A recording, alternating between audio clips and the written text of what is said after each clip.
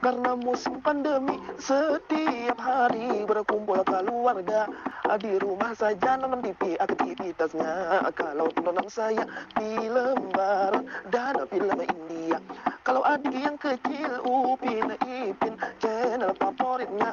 Kalau adik perempuan nonton drama Korea. Kalau yang bapak sukanya nonton berita.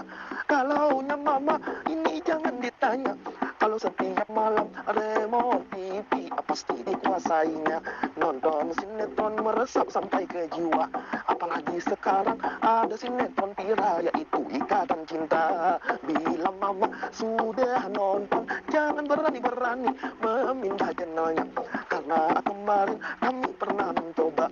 Esok harinya adik saya dikurangi jatah jajannya. Kalau saya dikurangi jatah kuota. Kalau bapak dikurangi jatah enak-enak.